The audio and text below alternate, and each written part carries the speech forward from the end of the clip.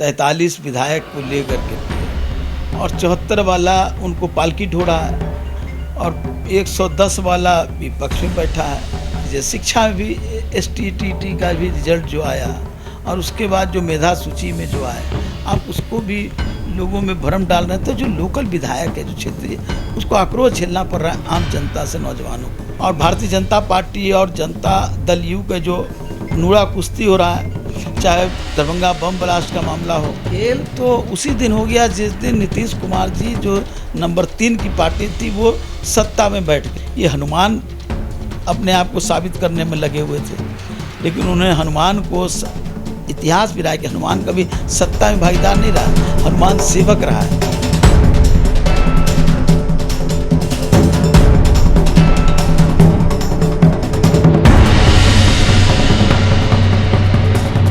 नमस्कार, आप देख रहे हैं DTV भारत और मैं हूं अभिषेक मिश्रा। नेता प्रतिपक्ष तेजस्वी यादव ने एक बयान देकर बिहार की राजनीति में गर्माहट पैदा कर दी है। बयान यह कि आने वाले 2-3 महीनों में बिहार की सरकार गिर जाएगी। आरजेडी की तरफ से, नेता प्रतिपक्ष तेजस्वी यादव की तरफ से जब ये बयान सामने आया है तो आरजेडी के कद्दावर नेता श्याम रजक का वो बयान भी बरबस याद आ जाता है, वो दावा भी याद आ जाता है जब उन्होंने कहा था कि जेडीयू के कई विधायक हमारे संपर्क में हैं। तो हम बातचीत करने के लिए आप पहुंचे हैं। हमारे साथ आरजेडी के बड़े नेता, बिहार की कद्दावर राजनीतिक शख्सियत भी हैं श्याम रजक जी। उनसे हम समझने की कोशिश करेंगे कि तेजस्वी यादव का जो ये कॉन्फिडेंस है, ये भरोसा है, उसके पीछे की वजह क्या है और वाकई कोई खेल हो गया है क्या। अगर श्याम रजक जी ये कह रहे थे कई महीने पहले से कि जेडीयू के कई विधायक हमारे संपर्क में हैं, तो जाहिर तौर पर ये स्क्रिप्ट लिखी जाती रही है क्या।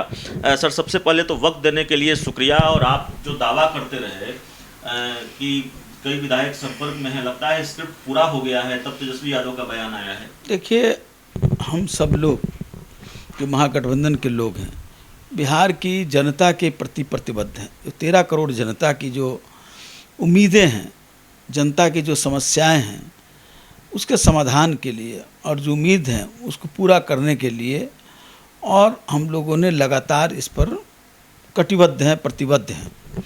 और जो एनडीए है, मैंने पहले भी कहा कि जो पहली सबसे बड़ी पार्टी बनी थी उसको विपक्ष में बैठा दिया साजिश कर करके, और जो दूसरी पार्टी थी, सेकंड जो थी, वो पालकी ढोने लगा, और तीसरी पार्टी थी वो पालकी में बैठ करके अपना स्टेपनी से काम चला रहा है। तो ये है स्थिति राजनीति का यहाँ। इतनी देश का कोई ऐसा इतिहास नहीं होगा। हाँ, इतिहास में एक मधु कोड़ा जो थे, जो अकेले थे और सरकार झारखंड में उनकी चली। नीतीश कुमार जी भी उसी के क्रम के आसपास ही हैं। 43 विधायक को लेकर के और 74 वाला उनको पालकी ढोड़ा है और 110 वाला विपक्ष में बैठा है। तो ये है। तो इस सब जो काम नहीं हो रहे हैं उसके कारण लोगों में आक्रोश है, खास करके उनके विधायकों में, क्योंकि बातें तो बहुत योजनाओं की जाती है। कहा जाता है कभी ज़मीनों का हम ग्राम सभा के द्वारा उनका वंशावली देंगे। ज़मीन का कोई हिसाब किताब नहीं है, कोई लेखा जोखा नहीं है। सीओ का वैसे ही भ्रष्टाचार चल रहा है, कोरोना के काल में वैसे ही चला है।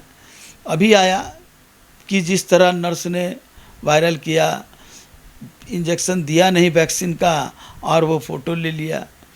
तो इस तरह से कई चीज़ें, शिक्षा में भी STTT का भी रिजल्ट जो आया और उसके बाद जो मेधा सूची में जो आए, आप उसको भी लोगों में भ्रम डाल रहे हैं। तो जो लोकल विधायक है, जो क्षेत्रीय, उसको आक्रोश झेलना पड़ रहा है आम जनता से, नौजवानों को। रोजगार का सवाल हो, शिक्षा का सवाल हो, कोरोना में जो महामारी का सवाल हो, अभी बाढ़ आने वाले, इन सब सवालों को कोई दिखाई नहीं दे रहा। सिर्फ समाचार पत्रों में जो उनके विज्ञापन देने वाले जो समाचार हैं, वही उनका यशोगान गाने का काम कर रहा है। लेकिन आम जनता पूरे रूप से आक्रोशित है और वो बहुत ही हतोत्साहित है। इसको लेकर के जो उनके जनप्रतिनिधि हैं, विधायक हैं, वो भी उससे बहुत बर्मात हैं। और वो इस सवाल को लेकर के वो लगातार अपने नेतृत्व पर प्रश्न उठा रहे हैं। और भारतीय जनता पार्टी और जनता दल यू का जो नूरा कुश्ती हो रहा है, चाहे दरभंगा बम ब्लास्ट का मामला हो, किस तरह से उनके बयान आ रहे हैं और किस तरह से जनता दल के बयान आ रहे हैं। अरे भैया, आपका कॉमन मिनिमम प्रोग्राम कहे थे तो कॉमन प्रोग्राम में यही था कि हम नूरा कुश्ती कर करके 5 साल तक जनता को भरमाते रहेंगे। आप एक तरफ कहते हैं कि हम सांप्रदायिकता के सवाल पर हम उनके साथ नहीं हैं, दूसरी तरफ सांप्रदायिकता के सवाल पर नहीं है और सांप्रदायिकता से अब सहयोग भी ले रहे हैं। तो ये सब दिखावटी पत्र है और यही कारण है कि कंफ्यूज हो गया उनके विधायक और वो आपस में इतनी सरफटोल होने वाला है कि वोट टूटने वाले हैं। राजद सुप्रीमो लालू प्रसाद यादव दिल्ली में हैं, तेजस्वी यादव तो दिल्ली में हैं ही, और आप भी जो हमारे पास जानकारी है दिल्ली में खूब रहे हैं, 2-4 दिनों तक रहे हैं दिल्ली में।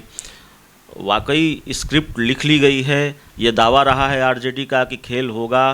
तेजस्वी यादव का बयान आया, इस सवाल में थोड़ा आप हमको समझा दीजिए, हमारे दर्शकों को समझा दीजिए। खेल तो उसी दिन हो गया जिस दिन नीतीश कुमार जी जो नंबर 3 की पार्टी थी वो सत्ता में बैठ गई, और जिस तरह का उनके जो इलाई है उसके अंदर जो घमासान छुटा हुआ है, वो घमासान इस बात को आगाज़ दे रहा है कि वो आज नहीं कल किसी समय वो धड़धड़ा करके ताश के पत्ते की तरह गिरेगी। ताश के पत्ते का महल लंबा नहीं चलता है, और अब तो बाढ़ आने वाला है, बाढ़ में तो और स्थिति खराब होगी, तो उनको गिरना तय है, इसमें कहीं दौरान उसमें हम लोग की बहुत बड़ी भागीदारी नहीं है। वो खुद अपने कारणों से, अपने कर्मों से, वो अपने कलह से वो टूटेंगे। जिस तरह से कालिदास पैर पर उसी पेड़ पर को काट रहे थे, डाल को जिस पर बैठे हुए थे, वही काम एनडीए के नेता लोग भी यही कर रहे हैं, उसकी पुनरावृत्ति कर रहे हैं। चिराग पासवान की तरफ आप लोगों ने, आरजेडी ने दोस्ती का हाथ बढ़ा दिया है, तेजस्वी यादव ने दोस्ती का हाथ बढ़ा दिया है। खबर है, आप इसको कंफर्म करेंगे कि 5 जुलाई को रामविलास पासवान की जयंती है, और रामविलास पासवान की जयंती या फिर श्रद्धांजलि सभा आरजेडी मनाने जा रही है। और इसको लेकर बाकायदा चिराग पासवान का बयान भी आया है एक टेलीविज़न चैनल पर। उन्होंने कहा है कि देखिए, अगर आरजेडी ऐसा करने जा रही है तो हम आरजेडी को धन्यवाद देंगे। हमारे पिता के बहुत अच्छे संबंध लालू प्रसाद यादव से रहे हैं, और अब उनकी अगली पीढ़ी यानी तेजस्वी यादव भी हमारे पिता को सम्मान दे रहे हैं, तो अच्छी बात है।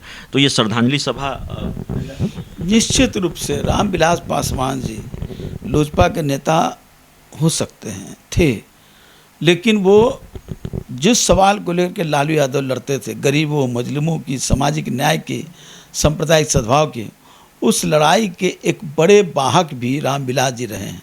और आपको याद होगा जब एनडीए के लोगों ने, नीतीश कुमार जी ने साजिश कर करके रामविलास जी को लोकसभा में परास्त करने का काम किया, तो लालू यादव जी ने कहा कि रामविलास पासवान जैसे लोगों को संसद में जाना चाहिए और संसद में अपनी आवाज़ बुलंद करना चाहिए गरीबों की, जनता की, और उन्होंने अपने कोटा से राज्यसभा में उनको भेजने का काम किया। ये कोई मरम्मत नहीं किया था, वो बिहार की जनता के सवाल के लिए और उन गरीब मजलूमों की आवाज़ के लिए रामविलास जी को उन्होंने भेजने का काम किया था। रामविलास जी बराबर दलितों की, गरीबों की, सब लोग की बात करते रहे हैं। तो निश्चित रूप से आज वो हमारे बीच नहीं है। 5 जुलाई को हमारा 25वां सालगिरह भी है, हमारी पार्टी का सालगिरह है, स्थापना दिवस है।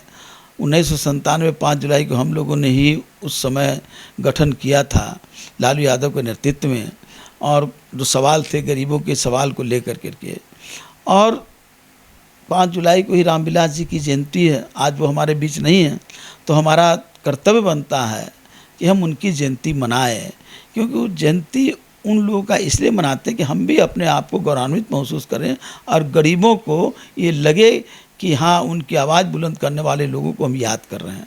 इसलिए हम रामविलास जी की जयंती हम मनाने का काम राष्ट्रीय जनता दल कर रहा है। हम पहले जयंती मनाएंगे, उनकी श्रद्धांजलि देंगे, उनको पुष्पांजलि करेंगे। उसके बाद 11 बजे हमारा पार्टी दफ्तर में दीप जला करके तेजस्वी जी और दिल्ली में लालू यादव जी दीप जला करके उद्घाटन करेंगे। उसके बाद उसका कार्यक्रम चलेगा। पहले रामविलास पासवान की जयंती मनेगी, उसके बाद पार्टी का स्थापना दिवस का कार्यक्रम। निश्चित निश्चित निश्चित। एक सवाल यह भी है सर कि 5 जुलाई को रामविलास पासवान की जयंती है, और उसी दिन से चिराग पासवान अपनी आशीर्वाद यात्रा भी शुरू करने जा रहे हैं। सिर्फ आरजेडी रामविलास पासवान की जयंती मनाएगी या चिराग पासवान के आशीर्वाद यात्रा में भी उनके साथ? नहीं, आशीर्वाद यात्रा उनकी अपनी पार्टी का है, उसमें हम लोग को कोई मतलब नहीं है।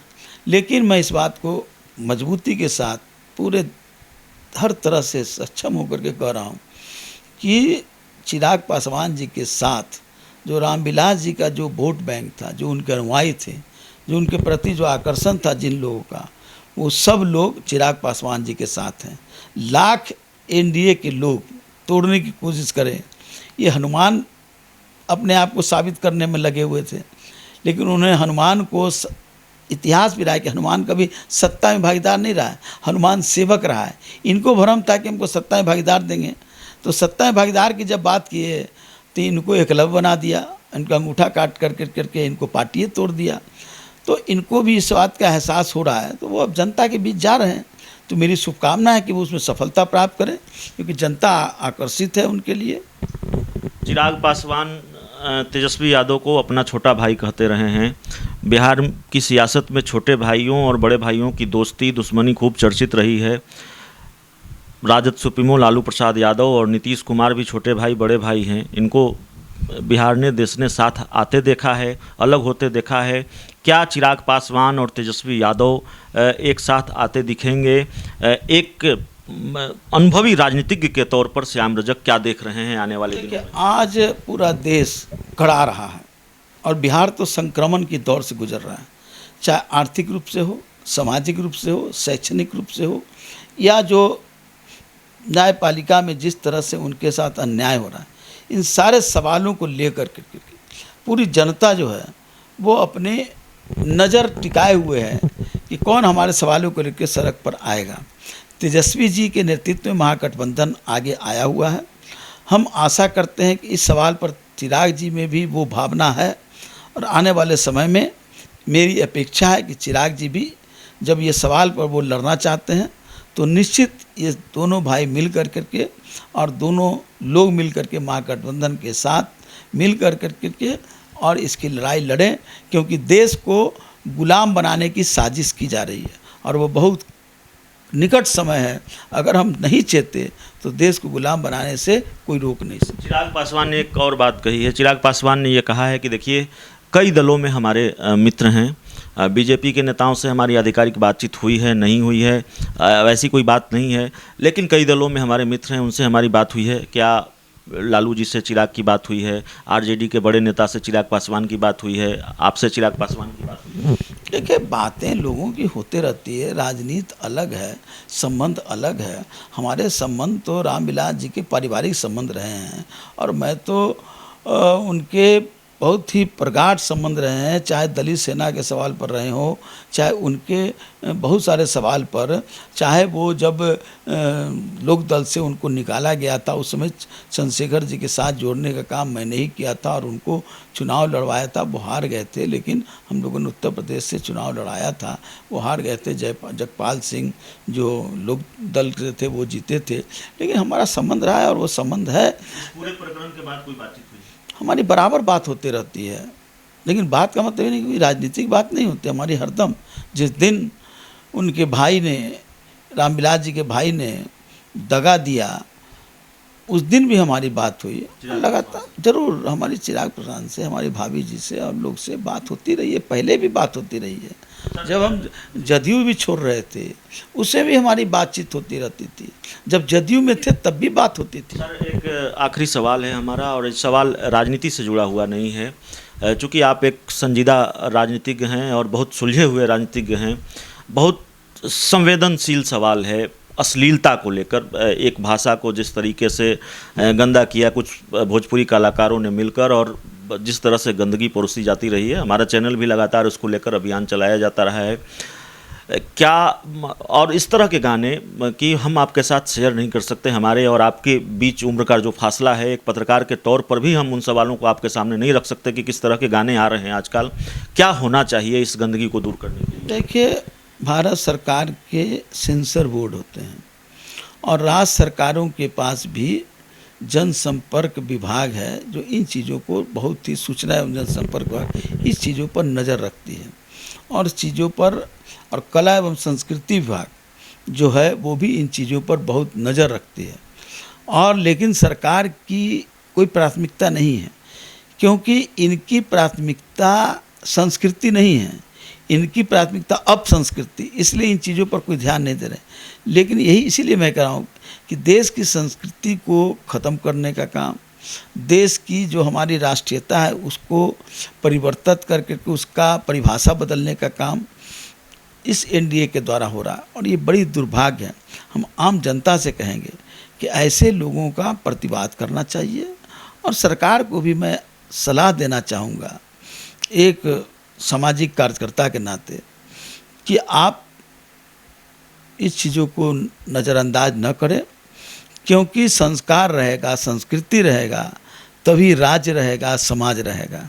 चलिए, हमारे साथ आरजेडी के, और सिर्फ आरजेडी के नहीं, बिहार की दिग्गज राजनीतिक शख्सियत हैं और बहुत ईमानदारी से, बहुत बेबाकी से सवालों के जवाब देते हैं, और इसीलिए राजनीति के जो लोग हैं उनमें अलग नज़रिए से देखा जाता है। थोड़ा इनका यही अंदाज और मिजाज इनको दूसरों से अलग बनाता है।